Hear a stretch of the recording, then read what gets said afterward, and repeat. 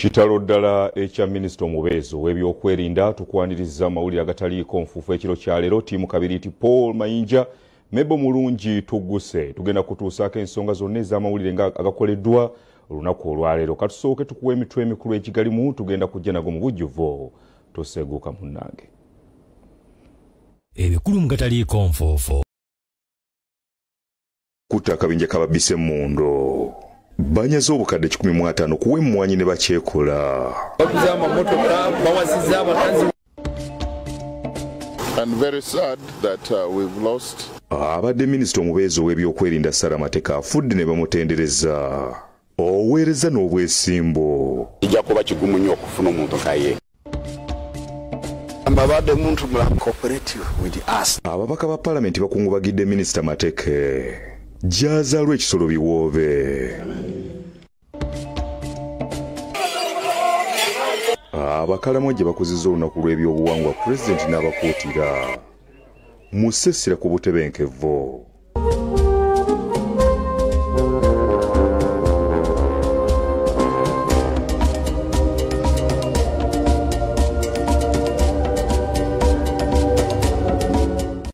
Gataliiko nfuufu tugatandise n'ensonga eza poliisi ekutta abavubuka bana mu kabinja akababise emmundo.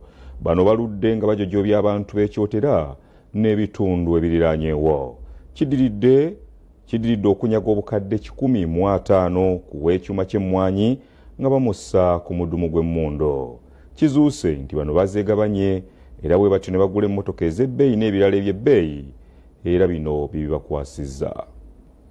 Poliisi ekyotera ngeri wamu n'ab'ekitongole kya Crime Intelligence ne Flying Squad bakutte abavubuka bana n'omujaasi wa UPDF nga bano bali mu kabinja kaabakozesa emmundu ne banyaga ensimbi ku basuubuzi n'abalala ne babakuba amasasi. Okugwa mu bufu bwabwe kidiridde bano wiiki ewedde okuteega omugaga w'ekyuma ky'emmwanyi Polinaali Semanda owazaavuga Coffee Factory bwe yali ava mu bbanka nga yakatuuka mu maka ge ku kyalo Kaswa mu muluka gw'Ekibutamu ekyotera ne bamunyagako ekkutiya y'ensimbi omwali esoba mu bukadde 15 ne badduka nazo. Abakwate babadde bawangalira mu kabuga k'ekaliisizo ku kyalo Kalagala nga kuliko ababadde bavuga bodaboda n'abasiika capati kyokka obulamu bwabwe ne bukyuka mu ngeri eyeewuunyisa mu kaseera katono ddala. Muno gwe bakutte ng'avuga bodaboda kiza batema n'amajambiya ne babba piki zaffe. Tebagala kukolera ddala ate n'okwagala okufumbira bannakiyombekedde abakazi abakulu beerimbika mu bodaboda beerimbika mu kuba amatoffaali naye ng'ate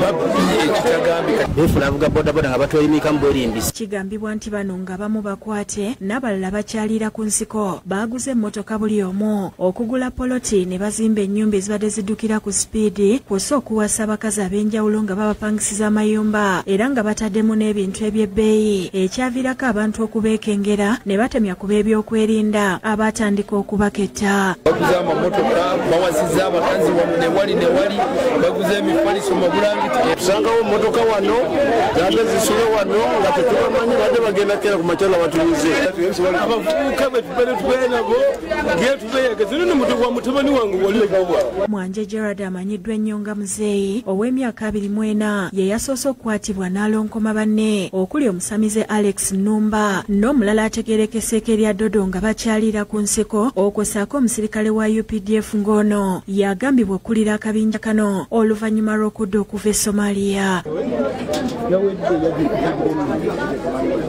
Ab'ebyokwerinda batalaaza akabuga olunaku lwonna ne baaza emizigo gy'abakwate nga banoonya emmundu era nga batuuse ne mu ssabo lya Nnumba ng'eno abakwate kigambibwa nti gye baasooka okutwala ssente okuzinazaako ebisiraani n'oluvannyuma buli omu n'agabanako ezize. Essabo lyani?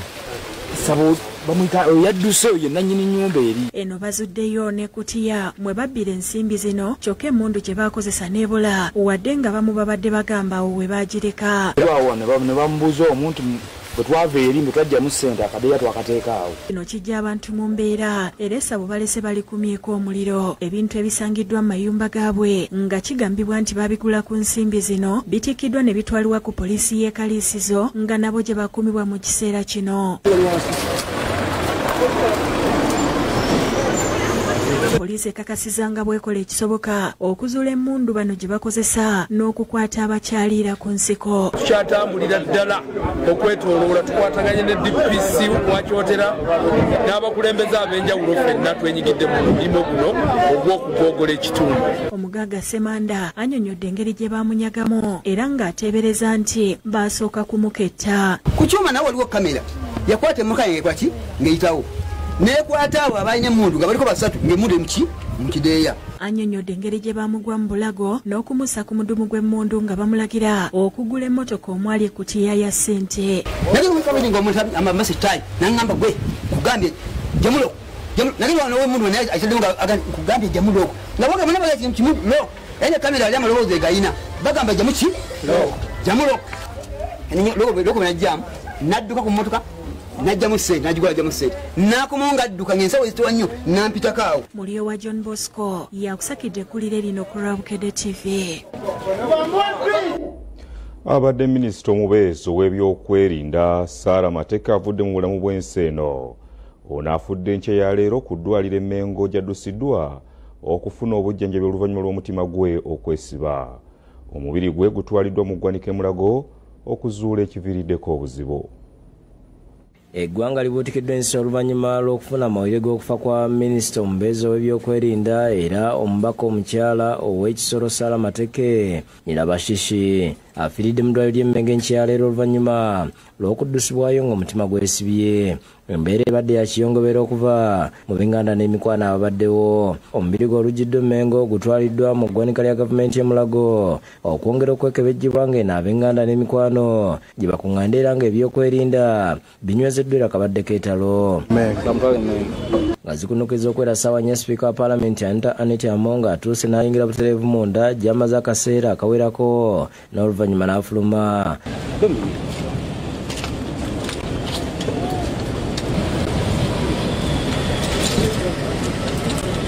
Abalala abadde okubaddeko minisita w'ensonga z'ebyokwerinda n'ensonga z'abaazirwanako Jacob Obothi ng'onanyuliddwa olw'okufa kwa Mateke. Sudden and very sad that we've lost a colleague, Honorable Sarah Mateke, who has been the Minister of State for Defense, in charge of defense. She actually replaced me in the same office. Agamba nti kiseera kino balindira alipoota y'abakugu ku kituufu ekiviiriddeko okufa kwe era tesaawa yonna gavumenti yakulangirira ekiddako. We don't want any speculations right now. Let the relatives, let everyone be calm as we wait for the official statement on the death. Balala bazze ku ggwanika ye minisita omubeezi mu ofiisi y'omumyuka wa pulezidenti Diana Mutasingwa ng'ayogedde ku mugenzi ng'abadde akola obuteebalira era nti abadde kyakulabirako. Abadde mukozi w'amaanyi nnyo olw'ensonga abadde Kisolo agitadde ku maapu olw'obukozi bw'abadde nabo. Abadde agezaako okulaba she gives her best. She has died, to me she has died as a person who has been a hero. N'abaka ba paalamenti ab'enjawulo abatuuseeko kugwanika bagamba nti okufa kwa Mateke kubakubye wala naddala mu kiseera kino ng'eggwanga lyetaaga obuweereza bwe n'obuvumu bwayolesezza mu buvunaanyizibwa obuzze bumuweebwa. Tufunye shock, tetumanyi what happened, ate era ng'engeri gye babadde bagamba nti bagenze abadde alina obukosefu ku mutima bwe bagambye ne tetuyinza kikiriza kuba kibadde tikirabika nga you can't nga somebody is normal. Era abadde nnyo omuntu asakira abantu be nga mu buli kimu ng'olaba atawana nnyo okulaba nti asakira abantu be. Tetunamanya nnyo ekimututte mangu bwe kityo. Abadde omubaka wange omukyala Kisoro, abadde mukyala ayekamba nnyo ayagala ebyenkulakulana, kijja kuba kigumu nnyo okufuna omuntu nga ye. Wetuviiridde mu kifo kino ng'omubiri gw'omugenzi gukyekebejjebwa. Lisani Mutyaba yakusakidde gwino ku Lwabukedde TV.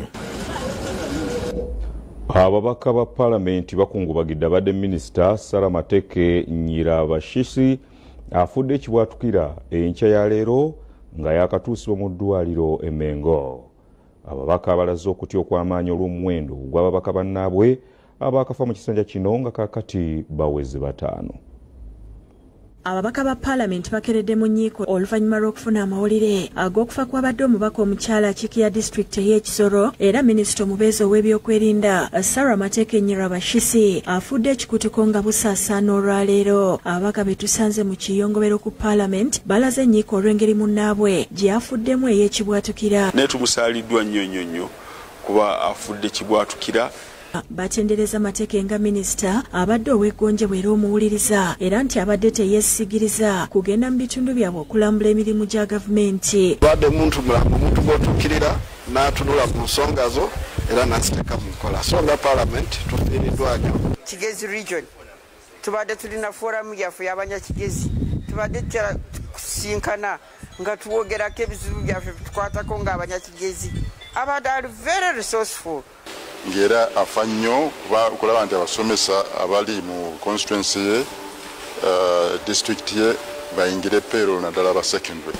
So she's a hard working person, always cooperative with us there. Omubaka Okeyo Peter ow'ebizinga eby'ebukooli ategeeza nti Mateke waafiiridde nga yateerawo ababaka abava mu bitundu ebirimu okusomozebwa okw'enjawulo sikaala ez'okusoma 10 ku yunivasite gye yatandikawo eya Metropolitan International University. Era ffe ababaka tuganyuddwa nnyo mu saavisi abadde atuwa basari. Omubaka Mateke awezezza omuwendo gw'ababaka ba Parliament 5 abakafa mu kisanja kino nga balala kuliko eyali Speaker Jacob Olanya, Patrick Okabe eyali omubaka ow'Esserere, Charles Okero Engola eyali omubaka wa Oyam North ne Cecilia Timogwal eyali omubaka wa district ey'Eddokoro. Kintu kya bulijjo Mukama yasalawo ababiri ndooza bafa accident, abalala bafudde bulwadde nenga bonna teri mubaka alwadde banga gwanvu. Ajjukirwa nnyo olw'okulwanirira ensonga z'abavubuka n'abaana mu kiseera we yabeerera minisita omubeezi ow'ensonga z'abavubuka n'abaana Sarah Mateke Nyirabashisi afiiridde ku myaka 5. Ono muwala we yali minisita omubeezi ow'ensonga z'ebweru w'eggwanga mu kisanja ekiwedde Philemon Mateke yayingira Parliament mu 2011 ng'omubaka omukyala owa district ey'Ekisoro wabula n'agwa mu kalulu ka 2016 n'akomawo mu Parliament mu kalulu ka 2021 era nga yafuna obwa minisita nga yasooka kukola ku nsonga z'abaana n'abavubuka. Wano we yava n'adda ku kifo kya minisita omubeezi ow'ebyokwerinda mu mwezi ogwokusatu omwaka guno. N'okuva Ekisoro minisita Mateke gy'azaalwa era nga gy'abadde akiikirira ng'omubaka omukyala kibadde kiyongobero. Ab'eŋŋanda, ab'emikwano n'abawagizi be bakuŋŋaanidde gy'azaalwa ekyakabingo mu ggombolola y'Ekyahi. Amawulire g'okufa kwe gakakasiddwa kitaawe Dr. Philemon Mateke era nti afudde oluvannyuma lw'omutima gw'okwesiba obagenza okumukungubagira ye mulabirizi wa Buhabura Right Reverend Godfrey Mbise era ng'ategeezezza nti bafiiriddwa omuntu omukozi n'asaba Katonda okugumya ab'eŋŋanda. Muri uyu mwanya turi hano muri uyu muryango, muri iyi nzu, muri rugo na cyane bokurwa umwana wacu Sara kandi umukozi wawe. Amyuka radisi w'Ekisoro Robert Tukamuhabwa agamba nti okufa kwa Mateke kubalekedde eddibu ddene nnyo. It's a shock to the country and it's more a shock to the people of Kisoro. She was an icon that was very dependable. She was a star that we have been proud of. But very down to earth. Is very humble, respectable, very respectable. She's among the family people for sure who pulled my hand when I was still studying. She gave me support, I recall. Fred Kajubine Keta tuzalirwe be bakusakidde ekkulire lino ku Lwabukedde TV. Mu malala Abakaramoja wansi wa Teka bakuzizza ebikujjuko eby'omulundi gw'omwenda nga bino bibadde kalenga. President Museveni yabadde omugenyi omukulu era nga ku mukolo guno Abakaramoja boolesezza obuwangwa obw'enjawulo. Zigenzo kwerasa abiri ez'okumakya nga ebibinja eby'enjawulo eby'abantu okuva e Karamoja nga bataka e Kalenga gye bakulizza olunaku lw'ebyobuwangwa. Bano bambadde mu nnono okujja ekitiibwa kyabwe.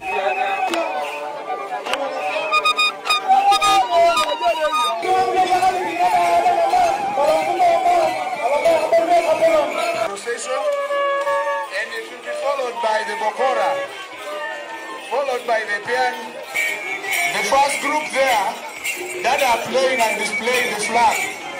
President Yoweri Museveni abadde omugenyi omukulu era olutuuse n'ayanizibwa abakulembeze okuva e Karamoja.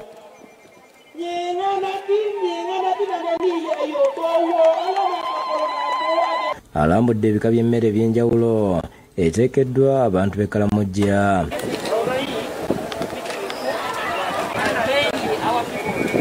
Oluvannyuma wabaddewo okwolesa amazina ag'ebika eby'enjawulo.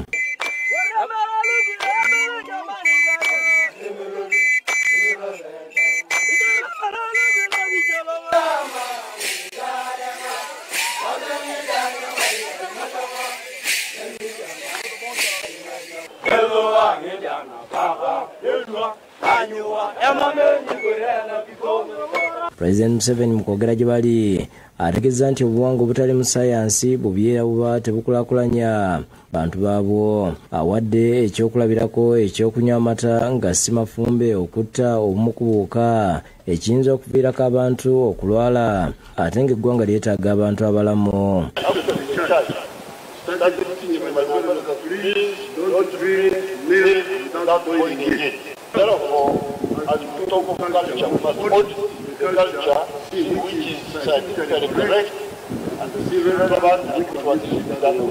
President era alabudde ku kabi ak'okukomola abakyala.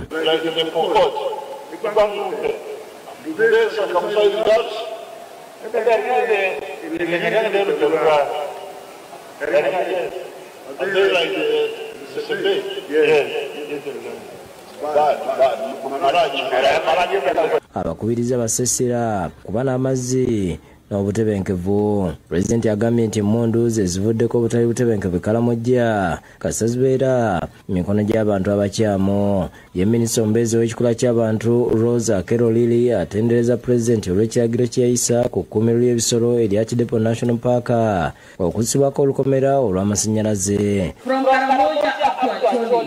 We want to thank you, Papa, so much because our people now are going to grow food and even sell for commercialization. Era yeebaza President Museveni olw'enteekateeka ya Parish Development Model egenderera okuggya obwavu mu bantu. This Party of Parish Development Program has reached up to the lowest, the least woman in the village. Yes, and we'll say Okutane Kalenga, Felix, Mark Lochale. Asibye bongera okubakolera ku nguudo olw'enkulaakulana etinte.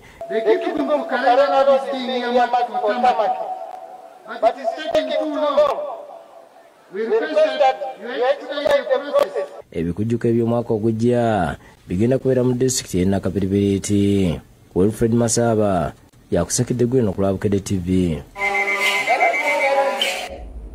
Ate abakungubazi balwanidde mu kuziika Godfrey Kijongolo ono abadde ssentebe w'Essebuko Zone 5 eBwaya mu Town Council w'e Kasanje. Obuzibu buvudde ku ntaana ezimbiddwa ng'abakungubazi abamu bagamba tebadde ku mutindo era gye biggweredde nga bagizimbuludde ne bagikola buto gye biggweredde nga baziise kiro ku mataala. Ssentebe Godfrey Kijogolo yafa mu kiro ekyakeesa olwokusatu oluvannyuma lw'ekiseera ng'atawaanyizibwa obulwadde bwa kansa. Kijogolo yabadde ssentebe w'ekyalo Seguko okumala emyaka 40 era nga yaliko ne kansala wa Makindye Ssaabagabo ne ssentebe w'ekibiina kya NRM mu kitundu ekyo. Nga tanaziikibwa wasooseewo mmisa mu maka g'omugenzi e Seguko nga yeetabiddwamu n'omumyuka wa RDC owa Makindye Ssaabagabo Simon Peter Mawerere. Mukama Katonda waffe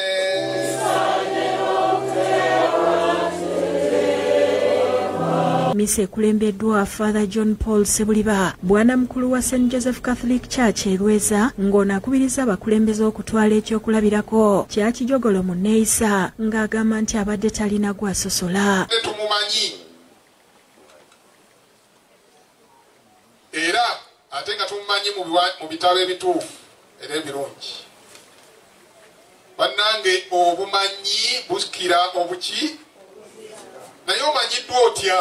Abantu abalala boogedde ku mugenzi ne basiima obuweereza bwe nga ne RDC Mawerere asuubiza nga gavumenti bwegenda okwasizaako famire y'omugenzi. Tulina okusoomozebwa ennaku zino bakadde baffe.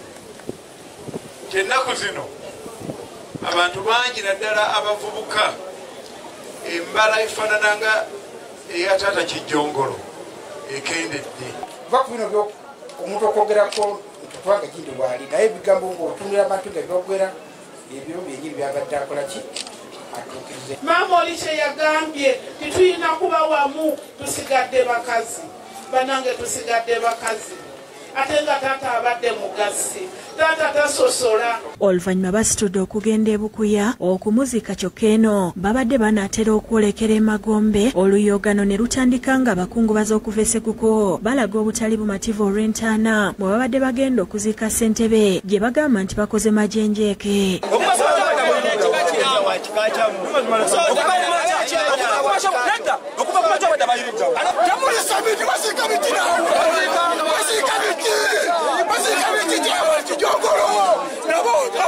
Ekizeeko kubadde kubagana n'abazimbi entaana okukakkana nga bagizimbuludde. Balabiddwako nga basomba omusenyu n'ebizimbisibwa ebirala ne baddamu buto okuzimba entaana y'omuntu waabwe aziikibwe mu kitiibwa.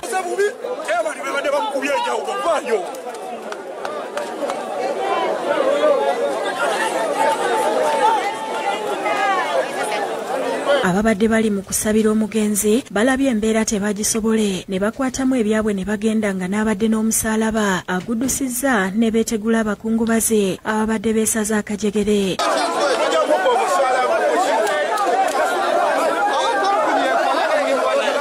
Ng'entaana emaze okusibibwamu ttayiro nga bwe babadde baagala beezikidde omuntu waabwe ku ssaawa 2 ez'ekiro nga beeyambisa butooki bwa ssimu.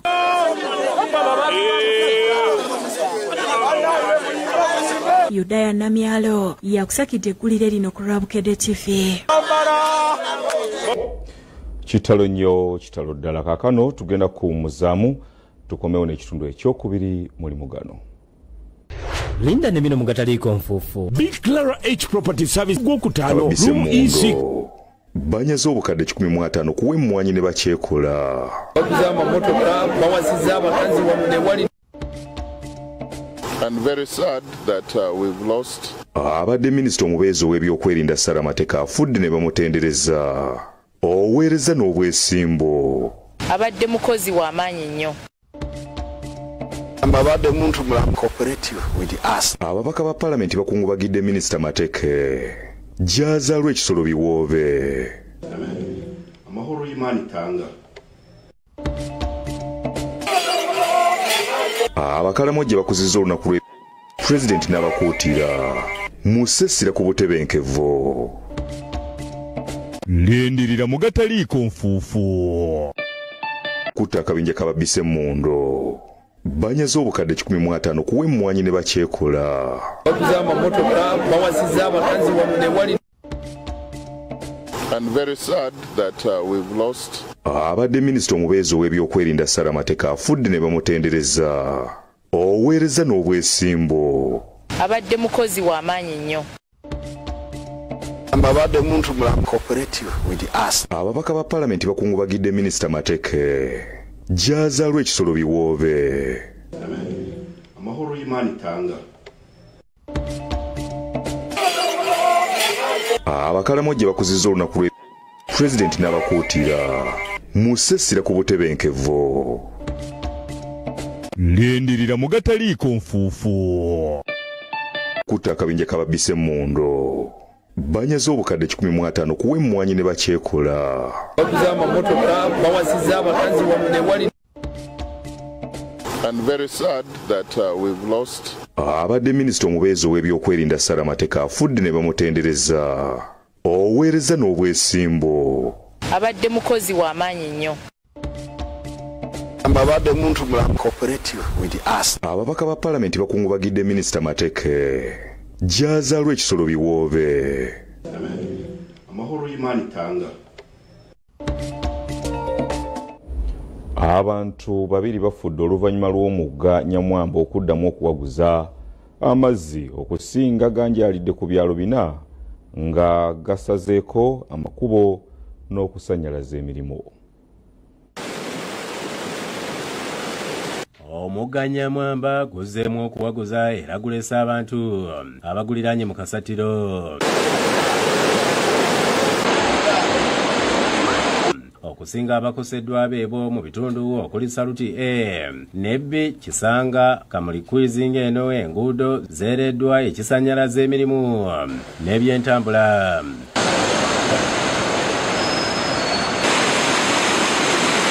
Amataba gatandikidde mu Acholi Quarters newankubadde nga tewabadde nkuba yonna etonye nga kiteberezebwa nti etonye mu nsozi ng'amazzi gye gavudde nga gatandise ku ssaawa nga 3 ez'okumakya.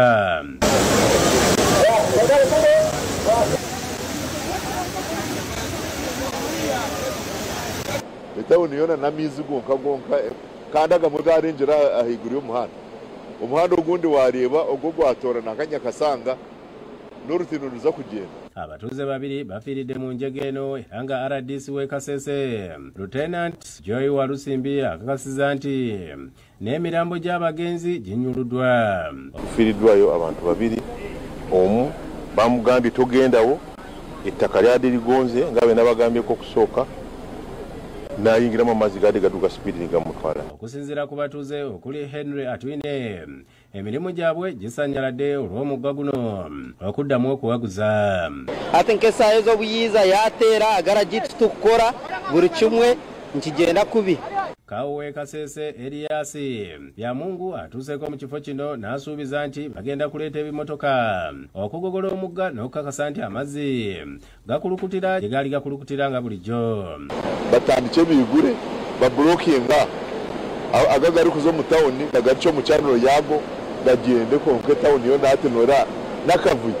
Agamba nti bakukola alipoota ku mugga guno esindikibwe mu ofisi ya Ssaabaminisita bababuulire ekyokuzaako. Yokuta solution need yaba for town ya Kasese wakagitahani yaba tamo mugera mukuru bo muhango ameze yagumanigara bamuga guri ko mugera ebyo byona government neza kubikora ito turi ya ground kandi tutugweje jiri.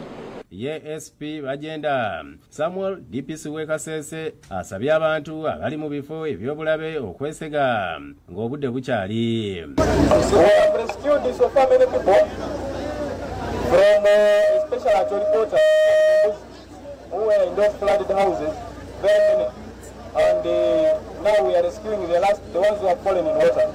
So let us remain alert, we avoid losing life. So naitwa abasigaire twelinde muno, we avoid being in the water because the river is very hostile right now. Simanyi ogenda kugwa muddi naye abantu twelinde kyoba tugadde bridge eno abantu baleme kurosinga kubanga saa yonna bayinza okwesula mu mazzi. Gilbert Muhanguzi ne Robert Kule bakusakidde eggulu lino olwa Bukedde TV. President Museveni yasuubirwa okubeera omugenyi omukulu mu lukuŋŋaana lw'enjiri olw'abavubuka olutegekeddwa Nabbi Daudi owa Universal Apostles Fellowship Church of Righteousness olunaku olw'enkya ekirama mu disitulikiti ey'e Kaliro. Enteekateeka ziwedde era abavubuka basabiddwa okulwetabamu. Webuzibidde olwaleero ng'enteekateeka ez'olukuŋŋaana lw'enjiri olw'abavubuka mu kanisa ya Universal Apostles Fellowship Church of Righteousness olutuumiddwa Patriotic Youth Mega Crusade nga ziwedde. Mu kifo eky'ekirama wagenda okubeera olukuŋŋaana weema n'ebituuti bimaze okuzimbibwa. Mu lukuŋŋaana lwa bannamawulire olutudde mu kifo kino, Minisita ow'ensonga z'ebunyoro Jennifer Namuyango alangiridde nga President Museveni bw'agenda okwetaba mu lukuŋŋaana luno ng'omugenyi omukulu. Era banange kambakobere nti tulina omukisa nti mu lukuŋŋaana luno ni Pulezidenti ow'eggwanga General Yoweri Kaguta Museveni ajja kulubaamu. Abakulembeze ba disitulikiti y'e Kaliro basiimye Nabbi Daudi olw'olukuŋŋaana olubangudde abavubuka mu nkola ya mwoyo gwa ggwanga n'okubasigamu empisa okwesaako okubaagazisa okukola. Nabbi yazuulayo n'omulamwa gwa patriotism. Omuntu okubanga otaka eggwanga lyo ate ng'otaka n'ebintu ebiri mu ggwanga lyo. Eyo message y'amaani ino kubanga buli obulo Katonda oba tosobola kutaka nsi yo. Tusiima nti olukuŋŋaana luli hano Kirama zone. Tusiimire ino era tuli basanyufu nti olukuŋŋaana luno lukwaite eno ku baana abayisuka. Kalikwani Makakanyara RDC w'ebugiri yakuliddemu ebyokwerinda era agumiza abagenda okwetaba ku lukuŋŋaana luno. Ayi tubaire wano okukola obutaweera okuboneka nti abantu abanayida mu kifo kino bayida kuba very secure. Tutairewo several security precautions. Ssentebe wa disitulikiti y'e Kaliiro Elijah Kagoda agamba nti beesunze kukyala kwa president mu kitundu kyabwe. N'ekyo kukyala kwa president ayizire kwenjoyinga fruits of his effort. Ayizire kutumula n'abantu abatakira kimenyi n'abavuga okutegeera nti eggwanga lino lyabwe. Ayizire kukakasya nti tiwetaaga buyambi kuzwa luuhi abantu abanenye basobola okuba self-sustaining. Bo abakulembeze b'abavubuka okuli Mwebaze Justin ne Mwagale Godfrey bakoowodde abavubuka okujja mu bungi enkya. Buli ekibadde kikubulako ng'omuvubuka, buli ekibadde kikusuza obubi ng'omuvubuka kigenda kuggwa. Kubanga oyo eyatumibwa omubwati Nabbi Dawudi yagenda okujja mu lukuŋŋaana luno akubuulira ekigambo kya Katonda. Omuntu ebintu byayingiramu nga muvubuka bimala ne bimukosa mu mudda, bimala ne bimukosa mudda. Kale abavubuka enkya bagenda kufuna ekigambo kya Katonda. Olukuŋŋaana lw'enjiri olw'abavubuka olwasooka lwaliwo omwaka oguwedde ng'ennaku z'omwezi 2 omwezi ogw'omwenda era nga abavubuka bangi balwetabamu. Ivan Lubega yakusakidde eggulire lino ku Rwabukedde TV.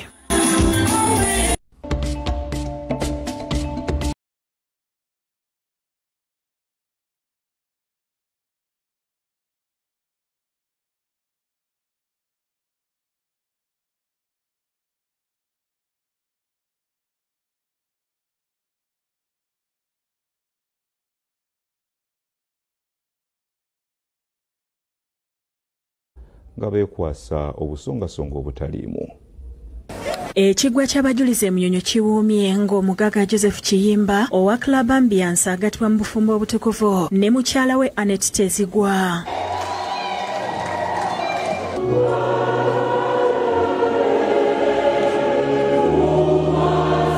Ssaabasumba w'essaza ekkulu erya Kampala Paul Ssemwogerere yakulembeddemu nga ku mukolo guno Katikkiro Charles Peter Mayiga akiikiriddwa Oweekitiibwa Israel Kitooke, minisita w'ebyamawulire.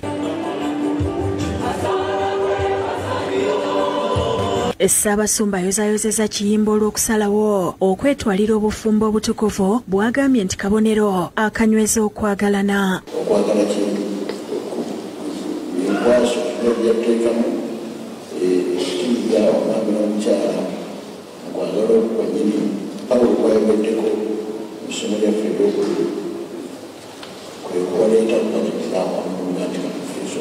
Alaze obwennyamivu olw'abantu ensangi zino abatya obufumbo nga beekwasa ensonga ezitaliimu era babulimu n'abasaba okukulembeza obwesigwa n'okuwaŋŋana ekitiibwa. Ekisama ekitiibwa Mukama waffe Yesu Kristo n'omukyala waatu anyonde asaba ekitiibwa omwami we amwagala n'amulwanirira. Bakiyimba oluvannyuma bakubye ebirayiro byabwe ne balagaana okukuumagana.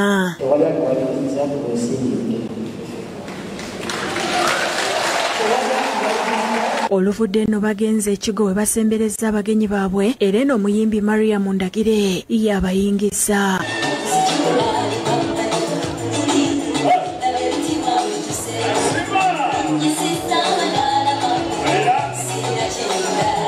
Omukolo gwetabiddwako omwabuzi wa pulezidenti Vincent Pamulanga Kisempijja, omubaka wa Namibia mu Uganda era nga ye ssentebe w'abagagga kwagalana Godfrey Kirumira, ab'eŋŋanda n'ab'emikwano.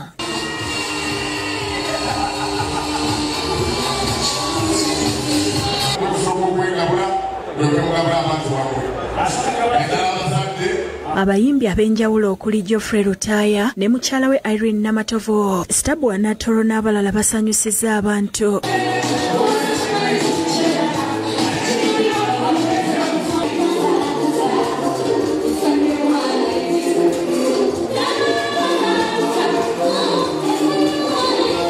Omuyimbi Samisa Kisemakula yakomezaawo abagenyi wakati mu ssanyu n'okusagambiza.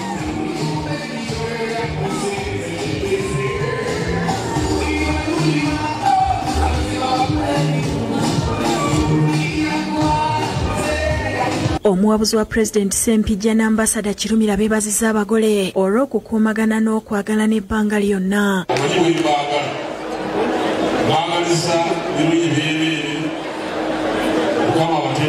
mukisa webale kuba baana baffe mirimu tubadde tukola embaga nga buli mbaga gyokola ulinde yakukola embaga ne Masaka nekubaganya abantu e Masaka ne musajja akusuddeko embaga e Kampala.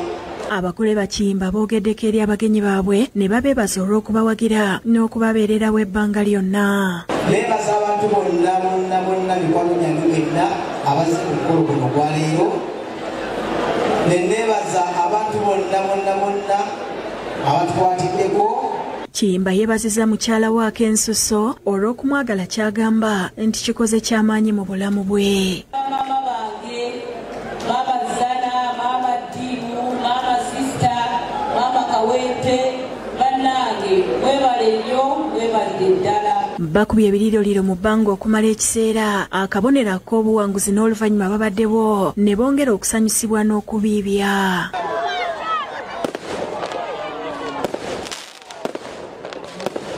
Disan Mutyaba yakusakidde ekkulire lino ku Lwabukedde TV.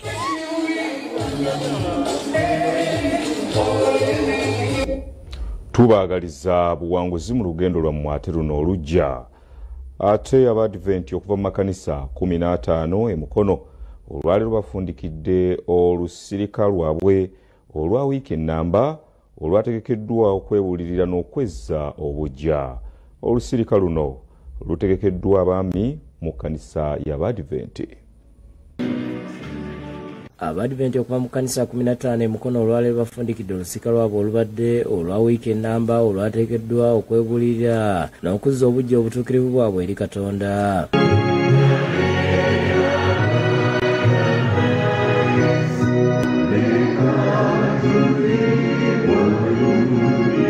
Olusirika luno luteekeddwa abaami mu kanisa y'Abadventi nga luyindidde okusomerera Global Junior School. Bw'abadde abuulira omulabirizi wa East Buganda Field Jeremiah Alisengawa ategeezezza ng'olukuŋŋaana olw'omulundi guno bwe lutambulidde ku mulamwa ogw'okuba omuwanika omwesigwa n'ekigendero ekyokulaba nga bayamba abakkiriza okubeera ab'obuvunaanyizibwa mu buli kyonna kye bakola basobole okubeera ekyokulabirako ekirungi eri abalala. Tugamba nti nja kugenda ng'omuwanika omwesigwa era okuŋŋaana luno kizuuliddwa nti ffenna twatondebwa Katonda nga tuli bawanika. Abasibiridde entanda okubeera abawanika abeesigwa okwewala omulabe Sitaani okwekiika mu bwesigwa bwabwe n'okulaba nga ebibasoomooza bibiwangula. Omuwanika omutuufu y'oyo akozesa ebintu ebyamukwasibwa n'obuvunaanyizibwa.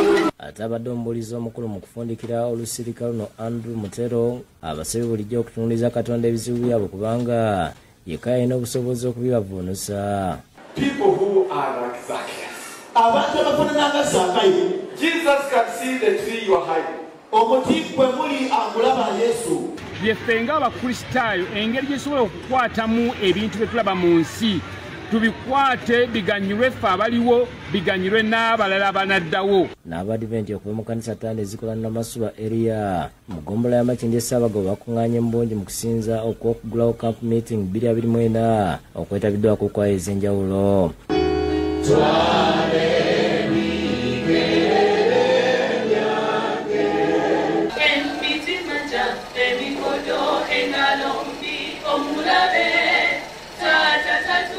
Kulembeddwamu omusumba Richard Kabuye okuva mu busumba bw'e Busega abakuutidde okwesiganga Katonda abavuunusa ebibasoomooza. Katonda akulembera abantu be wakati mu bisoomooza ettaka litabayikira eri ekitirizi litabayikira wakati mu bisoomooza bodaboda nga butomera abantu gwereka kuyitako. Amina. Omukadde Kawoyi Abraham Byandala naye akuutidde Abadventi okubeera abeetwaze mu maaso ga Katonda. Siya Mukama n'okujjula kwayo naye ffe abatuddemu abitukwasa tubiwanike buwanisi nga tubikozesa olw'obulungi bwe. Ye omusumba ino Kasenta yasabye Abadventi okukwatira wamu ku mulimu gw'okuzimba ekkanisa ey'emyaliro ebiri. Mukama nti tutandise bulungi era mu maanyi twongera okwowoola ffenna tujje tweyongera okukolera awamu.